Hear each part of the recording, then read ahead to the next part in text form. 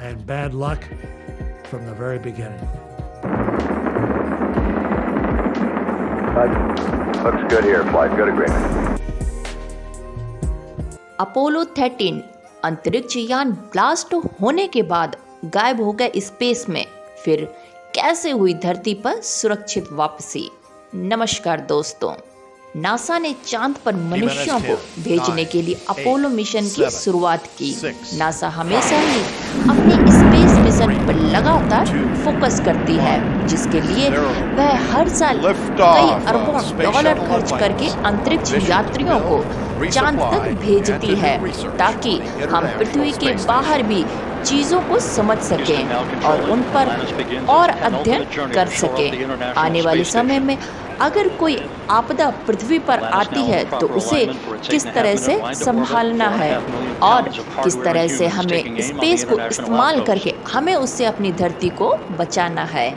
Apollo mission America और NASA का बहुत ही जरूरी मिशन रहा है, जिसमें अपने स्पेस क्राफ्ट को धरती से बाहर चांद पर भेजा ताकि वहां पर भी कुछ खोज किया जा सके और स्पेस के कई अनसुलझे रहस्यों को सुलझा सके। इस क्रम में नासा ने अपनी अपोलो 11 और 12 को तो सही सलामत तरीके से स्पेस में पहुंचाकर उतारा, लेकिन अपोलो 13 के दौरान कुछ गलतियों की वजह से उसमें विस्फोट हो गया और 3 अंतरिक्ष यात्रियों की जान पर भी सवाल उठे। ये घटना है 13 अप्रैल 1970 की, जब अपोलो 13 चांद पर पहुंचने वाला था, लेकिन इस घटना के कारण उस मिशन को वहीं पर टर्मिनेट कर दिया गया था। कहाँ हुआ था ब्लास्ट? जब यह दुर्घटना घटी तब अपोलो 13 पृथ्वी से लगभग 3 लाख किलोमीटर की दूरी पर था। जब सब कुछ सही चल रहा था, लेकिन तभी एक बहुत ही तेज धमाका होता है और यह मिशन बन जाता है दुनिया का सबसे खतरनाक स्पेस मिशन। इस ब्लॉग से हम उन गुत्थियों के ऊपर चर्चा करेंगे जो आज तक सभी के मन में आते रहते हैं। अपोलो 13 से जुड़े इन मिशन के बारे में, कैसे विश्व के सबसे अच्छे ऑर्गेनाइजेशन से इतनी छोटी चूक हुई कि अपोलो 13 में आग लग गई और आखिर कैसे उन 3 अंतरिक्ष यात्रियों को वहां से सही सलामत वापस निकाला गया था। तो आइए फिर इसके बारे में संपूर्ण अच्छे से जानकारी लेते हैं। क्या है अपोलो मिशन? अपोलो 11 की लॉन्च के दौरान अमेरिका ने अपोलो मिशन को बहुत ही ज्यादा चर्चा था, जिसमें नील आर्मस्ट्रांग और उनके साथी पहली बार चांद पर जाकर सुरक्षित वापस आए थे। 2 सफल परीक्षण के बाद अमेरिका में लोग सवाल उठाने लगे, क्योंकि इन मिशन के बाद लोगों के लिए मून लैंडिंग बहुत ही आम बात होने लगी और इन मिशन पर होने वाले खर्चे को लेकर लोगों को लगने लगा था कि इन मिशन के लिए सरकार इतना पैसा आखिर क्यों खर्च कर रही है। लेकिन इस अपोलो 13 मिशन के दौरान भी 3 एस्ट्रोनॉइट को ट्रेनिंग दिया गया था, जिसमें कमांडर थे जिम लोवेल और वे बहुत ही ज्यादा अनुभवी नासा के साइंटिस्ट थे और उनके साथ 2 और साइंटिस्ट फ्रेड हेसेल और कैन मिंतगली भी थे। लेकिन स्पेस मिशन के कुछ दिन पहले ही कैन मिंतगली जर्मन मैसेल के नाम से एक वायरल बीमारी के शिकार हो गए, जिसके बाद जैक स्वेगर नाम के एक साइंटिस्ट को उनकी जगह पर भेजा गया था। तो ये तो रहे वो 3 साइंटिस्ट, वो 3 एस्ट्रोनॉइट जो कि अपोलो 13 में गए थे। खैर, इन सब बातों के बावजूद भी 11 अप्रैल 1970 को अपोलो 13 को स्पेस के लिए लॉन्च किया गया। पृथ्वी से चांद तक जाने के लिए इन अपोलो स्पेसक्राफ्ट की मदद से लगभग 4 से 5 दिन लगता है, लेकिन लॉन्च के करीब 55 घंटे बाद ही अपोलो 13 अपना आधा रास्ता कवर कर चुका था, जिसके बाद इन्होंने पृथ्वी पर भेजने के लिए 55 मिनट का ब्रॉडकास्ट शूट किया ताकि वे इसे धरती पर भेज सके। लेकिन उसके तुरंत बाद ही उस एयरक्राफ्ट में एक बड़ा सा धमाका हुआ। इस धमाके को समझने के लिए हमें स्पेसक्राफ्ट के बनावट को समझना होगा। तो आइए जानते हैं पहले स्पेसक्राफ्ट किस तरीके का बना था। स्पेसक्राफ्ट की बनावट है। किसी भी स्पेसक्राफ्ट के 3 हिस्से होते हैं जो लूनर मॉड्यूल, कमांड मॉड्यूल और सर्विस मॉड्यूल के नाम से जाना जाता है। और इन तीनों हिस्सों के मिलने से बनती है स्पेसक्राफ्ट। लूनर मॉड्यूल मकड़ी की तरह दिखने वाले नीचे का हिस्सा होता है जो स्पेसक्राफ्ट को चांद पर लैंड करवाने और वापस क्राफ्ट को चांद के ऑर्बिटल से धरती के ऑर्बिटल में भेजने का काम करता है और उसको लैंड होने के बाद वहीं चांद पर छोड़ दिया जाता है। ठीक है, अब है command module. Command module spacecraft का वो हिस्सा होता है जिसमें अंतरिक्ष यात्री अपने यात्रा का सबसे अधिक समय बिताते हैं, क्योंकि यही वो हिस्सा होता है जिसमें बैठकर यात्री अपना सारा काम करते हैं और वापस धरती पर आते समय भी केवल यही हिस्सा धरती पर नीचे आता है, जिसको समुद्र में गिराकर अंतरिक्ष यात्रियों को रेस्क्यू किया जाता है।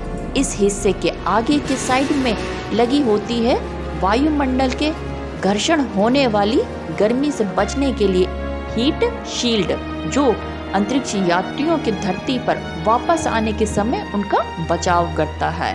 और जो इस क्राफ्ट का तीसरा हिस्सा है उसे कहते हैं हम सर्विस मॉड्यूल, जो सारे जरूरी चीजों का ध्यान रखता है, जैसे ऑक्सीजन, हाइड्रोजन टैंक, जो काम आते ही अंतरिक्ष यात्रियों के लिए बिजली, पानी और हवा बनाने के लिए। और इस तरह से ये मॉड्यूल बन जाता है वो 55 घंटे की बाद की कहानी जो उस रात अपोलो 13 के साथ में घटित हुई थी। Say again, please. Houston, we've had a problem.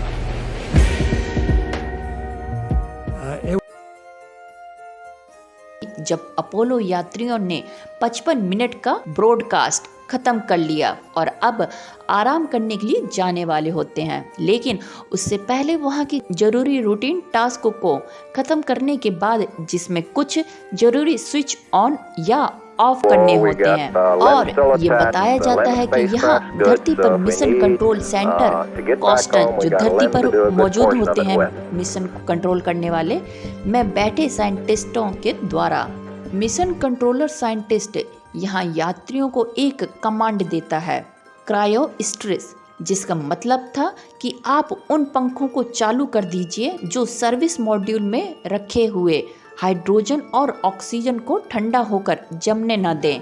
लेकिन इस बटन के दबते ही एक जोर सा धमाका हुआ और किसी को भी नहीं पता चल पा रहा था कि आखिर हुआ क्या है।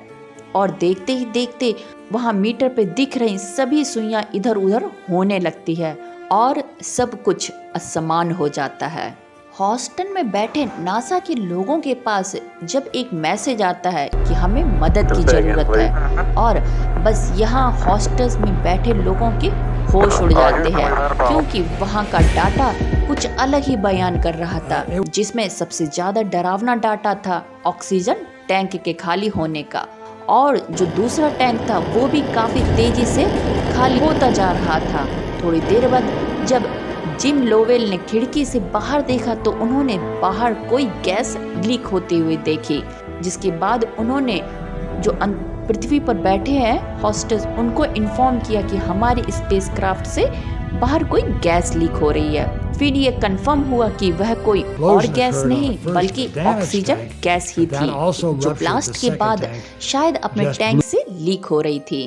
ब्लास्ट के बाद में कैसे लाया गया था स्पेसक्राफ्ट को वापस धरती पर, बाद में हुए रिसर्च के बाद ये पता चला कि स्विच दबाने के बाद भी एक स्पार्क हुआ, जिसकी वजह से वहां मौजूद ऑक्सीजन के वजह से आग लग गई और एक ऑक्सीजन सिलेंडर में आग लग गई और ब्लास्ट हो गया। इस ब्लास्ट की वजह से दूसरे टैंक में एक छेद हो गया जिससे ऑक्सीजन गैस लीक हो रही थी, जिसको जिम लोवेल ने बाहर की ओर रिसते हुए खिड़की के माध्यम से देखा था। अब जब कोई रास्ता और काम भर के ऑक्सीजन और बिजली नहीं बची, तब नासा की टीम ने सोचा कि अब लूनर फ्री रिटर्न ट्रैजेक्टोरी का इस्तेमाल करके स्पेसक्राफ्ट को चांद पर बिना लैंड कराए धरती के तरफ वापस मोड़ लेना चाहिए। इसके लिए चांद के ऑर्बिटल का इस्तेमाल करके ही काम बन सकता है, क्योंकि इंजन चालू करने के लिए उस स्पेसक्राफ्ट में एनर्जी नहीं बची थी। और कुछ एनर्जी बचाना भी था। अभी धरती के वायुमंडल में प्रवेश करना बाकी था और जो अब सबसे जरूरी काम बचा था वो था गाइडेंस सिस्टम का। गाइडेंस सिस्टम और कार्बन डाइऑक्साइड फिल्टर को कमांड मॉड्यूल में लाना था, क्योंकि 3 लोगों के होने की वजह से वहाँ का अकेला फिल्टर काम नहीं कर पा रहा था। और गाइडेंस सिस्टम जो सबसे ज़्यादा जरूरी चीज़ थी, क्योंकि गाइडेंस सिस्टम स्पेस का मैप होता है जो स्पेस क्राफ्ट को उस जगह पर जाने के लिए दिशा देता है। इन दोनों चीज़ों के ट्रांसफर होने के बाद भी थोड़ा एनर्जी बचाना था, ताकि री एंट्री के दौरान उस एनर्जी का इस्तेमाल किया जा सके धरती के अंदर प्रवेश करने में। जब अपोलो 13 में ब्लास्ट हो चुका था तो उन एस्ट्रोनॉट ने क्या क्या परेशानियां झेली थी, आइए देखते हैं इसके बारे में। अब सबसे बड़ी परेशानी थी बिना सर्विस मॉड्यूल के धरती के अंदर प्रवेश करना, क्योंकि धरती के वायुमंडल में प्रवेश करते समय स्पेस क्राफ्ट के कमांड मॉड्यूल को एक खास तरह के एंगल पर रखना होता है, नहीं तो अपोलो स्पेस क्राफ्ट ब्लास्ट भी हो सकता है या फिर बाउंस बैक भी कर सकता है। किसी तरह हॉस्टन में बैठे साइंटिस्टों को जोड़ घटाना करने के बाद उन्होंने मैन्युअली एंगल सही करने के लिए कहते हैं और रेफरेंस में सूरज और धरती को लिया गया था। लेकिन अब तक स्पेसक्राफ्ट का नीचे से संपर्क टूट जाता है, क्योंकि अपोलो स्पेसक्राफ्ट का बिजली भी खत्म हो चुकी थी। थोड़ी देर बाद उस स्पेसक्राफ्ट को पैसिफिक ओशियन समुद्र में तय जगह गिराना था, इसलिए अब सबकी निगाहें आसमान में ही थी। लेकिन थोड़ी देर बाद पैराशूट के साथ सबको आसमान में कुछ नजर आते हैं और सब खुश हो जाते हैं। थोड़ी ही देर में उस अपोलो स्पेसक्राफ्ट को रेस्क्यू किया गया और फिर तीनों एस्ट्रोनॉट को सही सलामत निकाल लिया गया। इतने उतार चढ़ाव और इतनी परेशानियों के बीच भी इस मिशन में स्पेस में गायब इन 3 अंतरिक्ष यात्रियों को बचा लिया गया। इसलिए अपोलो 13 मिशन को लोग सफल विफलता कहते हैं, सक्सेसफुल फेलियर भी कहते हैं, क्योंकि यह स्पेसक्राफ्ट चांद पर जाने के लिए निकला, लेकिन स्पेस स्थान पे ही इसमें ब्लास्ट हो गया और ये लोग स्पेस में गायब हो गए। लेकिन फिर भी इनको ढूंढकर सही सलामत धरती पर वापस लाना अपने आप में ही एक सक्सेस रहा था। तो आइए अब जानते हैं ब्लास्ट आखिर क्यों हुआ था। जब वो एस्ट्रोनॉट धरती पर आ गए, उनसे कुछ वार्तालाप करने के बाद में पता चला कि स्पेसक्राफ्ट में लॉन्च से पहले ही इसमें कई सारे बदलाव किए गए थे, जिसमें जितने भी 28 वोल्ट के पार्ट थे उन्हें 65 वोल्ट में कन्वर्ट किया गया था। लेकिन ऑक्सीजन सिलेंडर में मौजूद एक पार्ट को बदलना रह गया था, जिसकी वजह से जो पार्ट 28 वोल्ट झेलने के लिए बन गया था उस पार्ट को 65 वोल्ट मिल रहा था और वो गर्म होने के बाद पिघल गया था। समझे?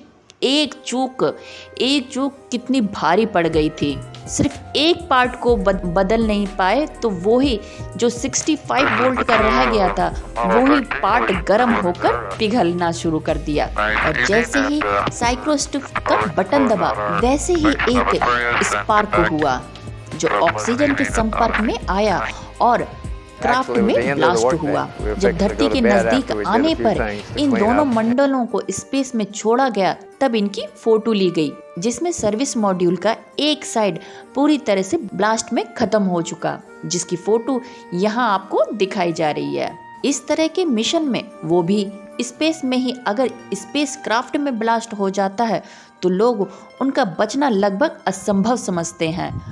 वो भी तब जब आप धरती से 3,20,000 किलोमीटर की दूरी पर हो चुके हों। इस मिशन के शुरू होने से पहले ही इसमें कुछ गलतियां हुई थी, जिसकी वजह से यह हादसा का शिकार हुआ था। लेकिन अब नासा अपने इस्तेमाल की जाने वाली सभी स्पेस क्राफ्ट को सही तरीके से जांच करती है और स्पेस में भेजने से पहले कई तरह के टेस्टिंग भी करती है। लेकिन यह हादसा विश्व में पहली बार था और ये बहुत ही बड़े कहानी के रूप में उभर कर आई। तो ये थी एक पूरी मिस्ट्री अपोलो 13 के बारे में कि उस मिशन में कितने एस्ट्रोनॉट गए थे, मिशन में आखिर ब्लास्ट किस टाइम पे हुआ था और किन कारणों से हुआ था। तो उम्मीद है आपको अपोलो 13 के बारे में पूरी जानकारी मिल गई होगी। यह एक मिशन जो कि असफल होते हुए भी सफलता का प्रतीक माना जाता है, क्योंकि मिशन तो असफल रहा लेकिन जो उसमें एस्ट्रोनॉइट बैठे थे, जो वो 3 एस्ट्रोनॉइट साइंटिस्ट बैठे थे, उनको सही सलामत धरती पर लैंड करा लिया गया। तो उम्मीद है आपको आज का ये अपोलो 13 मिस्ट्री बेहद पसंद आई होगी। अच्छी लगी हो तो प्लीज़ लाइक, शेयर और सब्सक्राइब कीजिएगा। फिर मिलते हैं किसी और वीडियो के साथ में, तब तक के लिए bye bye, take care, thank you for watching. One of the biggest things we had to do in the dying moments of the electrical system in the command module was to transfer the guidance system and transfer the angle numbers from the command module to the lunar module. And we only had about 15 minutes to do that.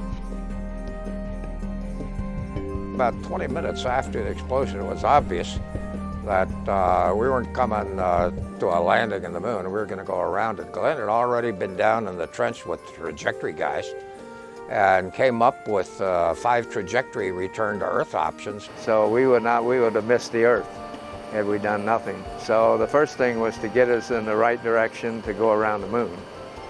And that was the first maneuver we made. We used the landing engine, the engine we normally would have landed on the moon.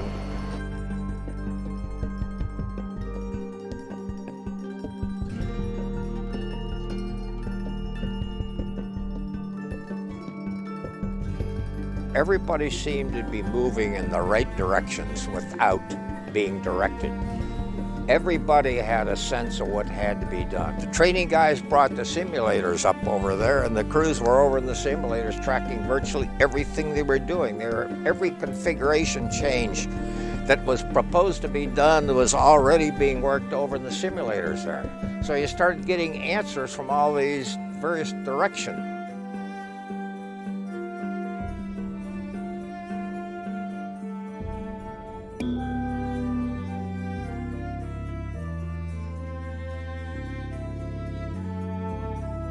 The command module was very wet. There was water everywhere. In the LEM, there's no inner walls, so you could see water on all the connectors, the wire bundles, plumbing, every turn of glob of water. And the command module, we actually had to get towels out to wipe off the instrument panel to see the instruments. We copied that report from Jim Lovell of service module separation at 138 hours. And there's one whole side of that spacecraft missing. Is that right? Okay, copy that. Farewell, Aquarius, and we thank you. So it was a question of getting this entire world geared and oriented to one single job: get the crew home. Teamwork was necessary. Good leadership, initiative to think outside of the box. When things go wrong, how do we repair them? Those are the 3 things that were absolutely necessary. I was most proud of being in this team that knew what they had to do, and there was no doubt about it. The team completely faced up to what had to be done. In this case, it was a survival challenge that we were faced with. So there you are, we pulled that off.